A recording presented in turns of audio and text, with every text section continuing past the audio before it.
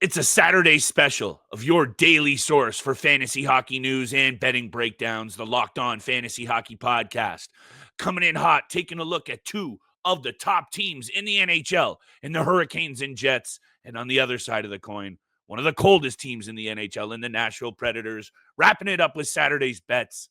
Let's tap in. Let's get this paper.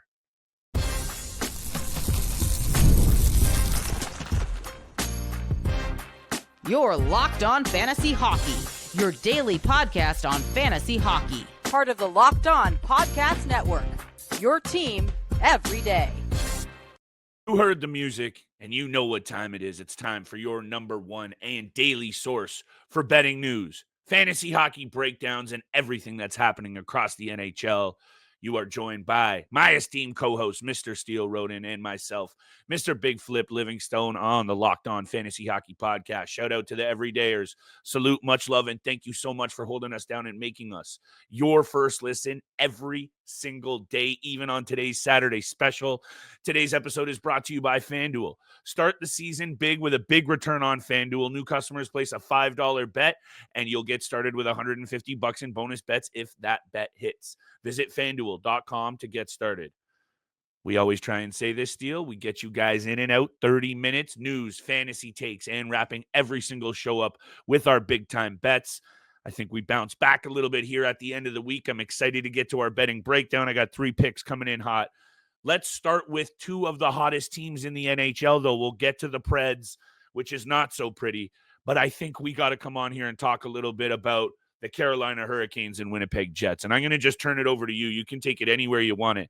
But these 2 teams are starting to garner some serious attention, Steele. And I think we have to ask the question, who is the contender and who's the pretender? Or are they both? I don't know what. You take it away and tell me what you're seeing. Yeah, it's quite impressive, especially on the Winnipeg Jets side of things. I mean, to start the season, 13-1-0, 26 points. You're on a 5-game winning streak right now. You lead the league in goal differential at plus 33. Everything is working offensively, defensively, in the cage. Yes, you might be riding Connor Hellebuck a little bit too much early on in the season, but regardless, he is getting the job done on a nightly basis. He has really not been beaten or battered a lot this season, besides, again, the obvious game starts, the way they're using him right now. So impressive start for the Winnipeg Jets. Everything is working right now in unison for them. They're getting a lot of depth scoring. I mentioned Nino Niederreiter, who's been quite impressive. Neil Pionk on the back end. He's got 13 points in 14 games. Over to the Carolina Hurricanes. Still, again, quite impressive for what they're doing right now. They started off very slow in the first week of the NHL season, but they're back in shape.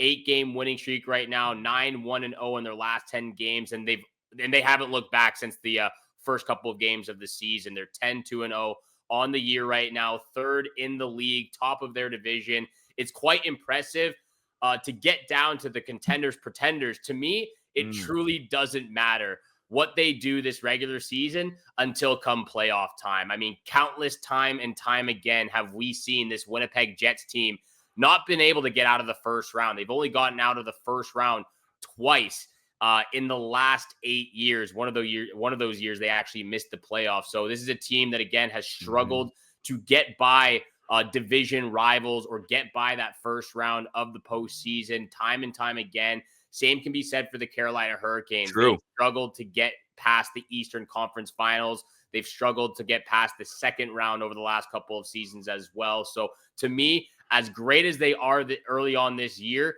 if they break records, if they continue to do the things that they're doing right now, when push comes to shove, it's not going to matter when it comes to the playoffs. The only loss, only blip on the radar for the win. That was a bad Jets pun. Anyway, the only blip on the radar for this Winnipeg squad this year was the loss to Toronto. Otherwise, Hey-o. Yeah, we'll take that that's a little bit of a plug there for the boys. But 2 things come to mind when I look at this Winnipeg team and how they're getting it done. Number 1, by committee, Connor, Scheifele, Ehlers, Morrissey, Pionk, Niederreiter. They are spreading it around, and all of those guys are well into double digits in points. Yeah. And the second thing is, and I think I just saw this stat, it's the O from the D. This is the top-ranked scoring defensive unit in the entire NHL. Pionk, 13 points. Morrissey, 16. Getting chip in kind of performances, depth guys, Miller, Sandberg. That's another 5 goals from those two guys. When you can roll 3 lines that are effective, you and I have talked about how much we like that Appleton line on the third line with Nino. Solid third line. And then you're rolling the top 2. And you're getting the love from the blue line plus Hellebuck. It's almost no shock or wonder at all that they are where they are. The concern is obviously about the run out that Connor Hellebuck gets at the end of the season. For now, aces. If you drafted Kyle Connor, if you drafted Nikolai Ehlers, if you drafted Connor Hellebuck, likelihood is, even if you caught one other piece of this Winnipeg Jets magic so far, you're in great shape 1 month into the season. And as for the Carolina Hurricanes, it's kind of interesting, isn't it, how both of these teams kind of need to fast forward to April, and then let's see what they can do in the first or second round of the playoffs, because you're so right. You hit the nail on the head there. This Carolina Hurricanes team, though, sliding over to that, the defense once again is impressive. And I know Kochetkov has stepped up in a big way for Freddie. That's a fantasy angle that, if you want to touch on it, touch on it. I just want to throw this out there. The 8-game heater that they on, very impressive. And I think I brought this up on a previous episode somewhat recently. Last year, they led the NHL in shots against per game. And once again, they're even stingier this year, Steele. Allowing 24.6 shots against in today's NHL is somewhat remarkable. If I'm going to give the edge to who I think has the better longevity in the long run, I'm going to take Hellebuck over Kochetkov in the cage, but this is a close one. I'm going to give it to the Jets for now, but there is a lot of hockey left to be played.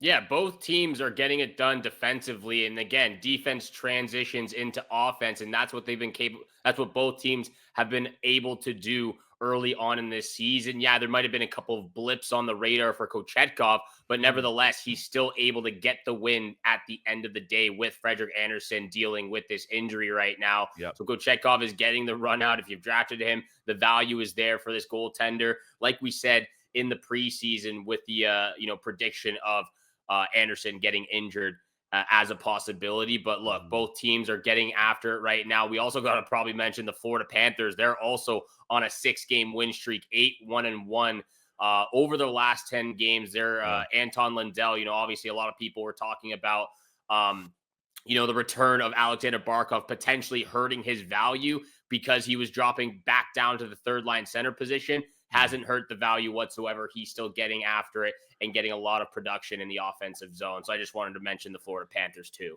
I appreciate that. I'm going to drop a little knowledge on the Florida Panthers quick since you brought it up. Right after the break, we'll talk about the Preds and perhaps once and for all keep this bad boy extra short. We got bills to pay with these bets, baby, and we're coming in hot with Saturday's wagers. Don't miss that. Don't miss this breakdown of this Nashville Predators mess. I got to pick your brain on that one as well. Today's episode is brought to you by our friends at Indeed, driven by the search for better. When it comes to hiring, the best way to search for a candidate isn't to search at all.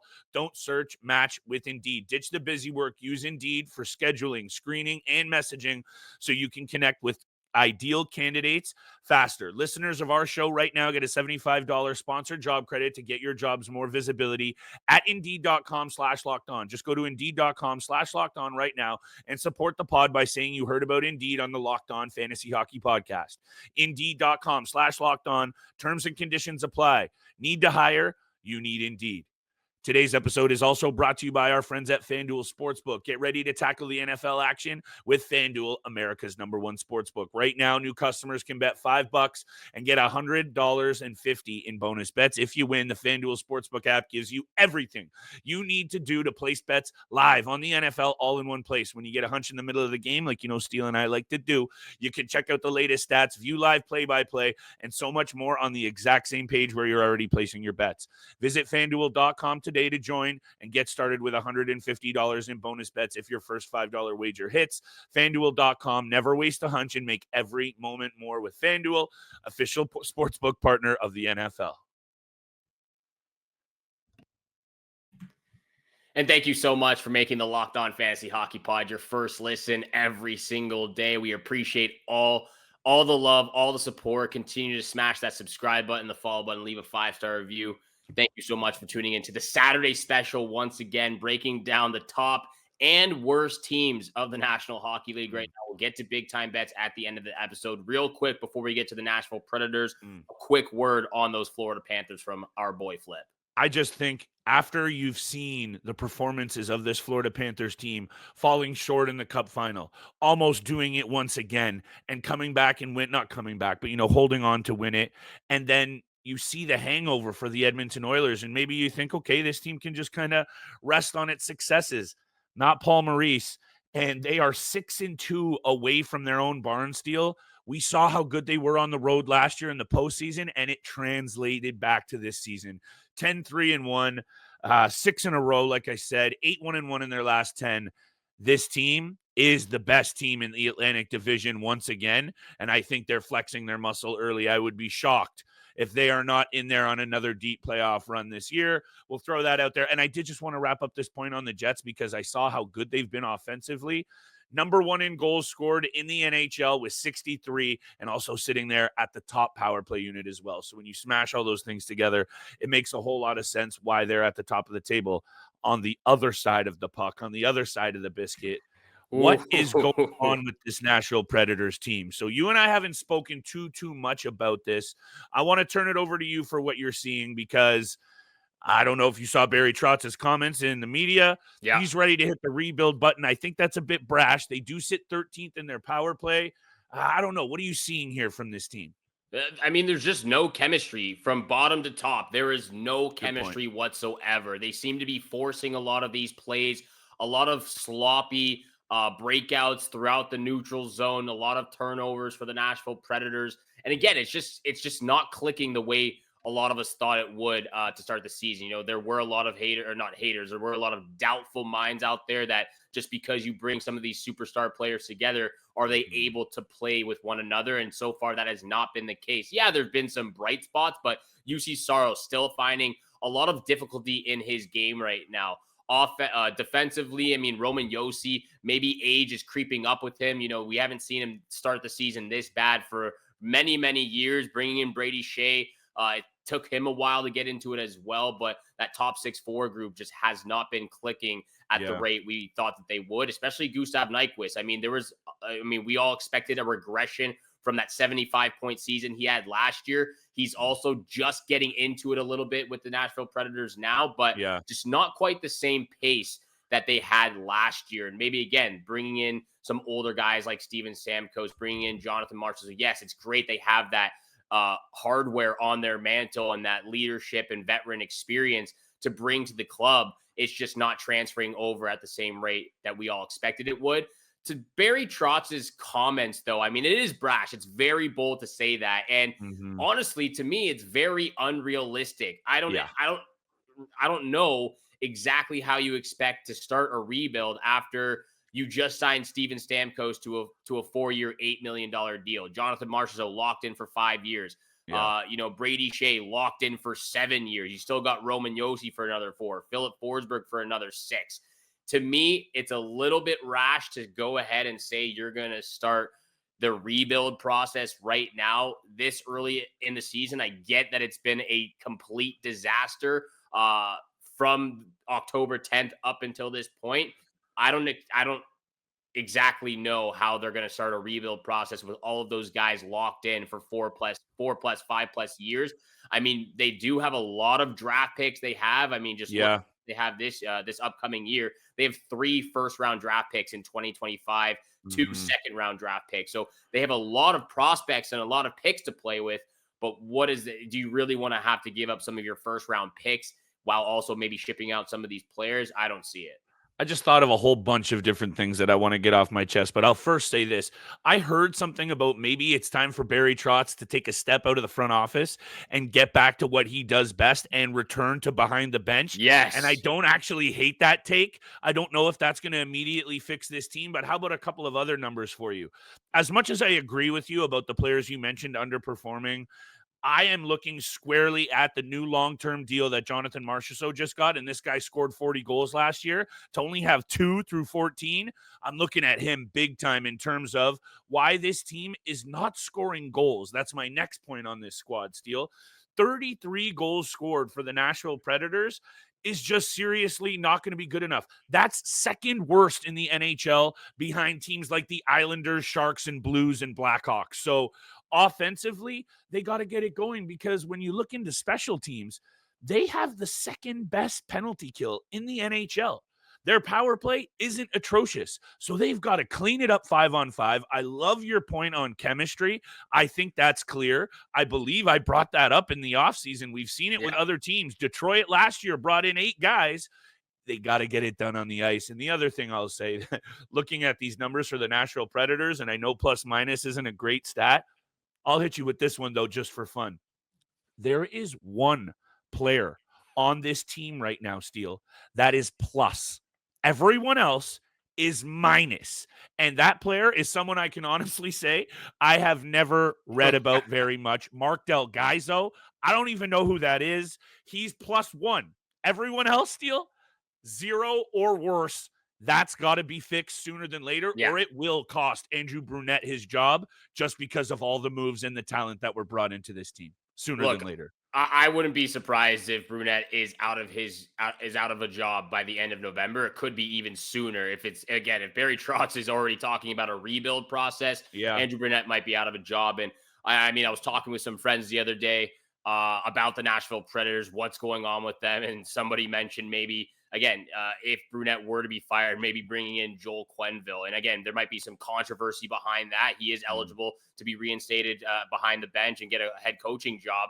I think that's another problem with this Nashville Predators team. They don't have an identity. A lot of organizations have a culture or have an identity right now. Yeah. And you go back to the Vegas Golden Knights days, their identity or culture was, they were a land of misfit toys. Nobody wanted them because it was the expansion draft. They had that determination and identity from the set from the get-go, from when they did the expansion draft. And to me, there's just none of that with this Nashville Predators team. You've got a mix of young guys trying to make a name for themselves. You have a mix of guys who are already accomplished in the NHL, been here time and time again. They're just, again, it goes back to the chemistry. There just seems to be none of it for the Nashville Predators. Chemistry takes time. And unfortunately, when you bring in all that money, and we were so ready, we put the crown on Trotz.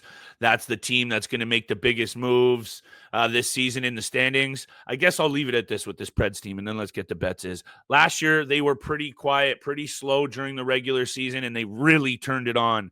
And they always do this, Steele. I feel like they're really big second half performers, this team.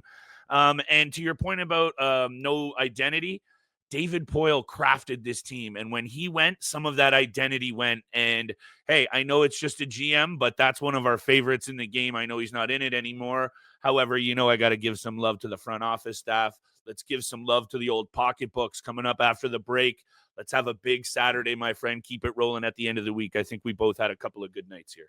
Big games on Saturday night for the Saturday special. Big time bets coming right up after the break. But first, this episode is brought to you by PrizePicks. PrizePicks is America's #1 daily fantasy sports app with over 5 million active members. The goal is very simple. All you do is pick more or less on 2 to 6 player stat projections and watch the winnings pour in all season long. It's the easiest and most exciting way to play daily fantasy sports. You can win 100 times your money on PrizePicks with as little as 4 correct picks. William Nylander, 5+ shots. Tom Wilson, 4+ hits. The possibilities are endless. So download the PrizePicks app today and use code LOCKEDONNHL and get $50 instantly when you play $5. That's code LOCKEDONNHL to get $50 instantly when you play $5. You don't even need to win to receive the bonus. It is guaranteed. PrizePicks, run your game.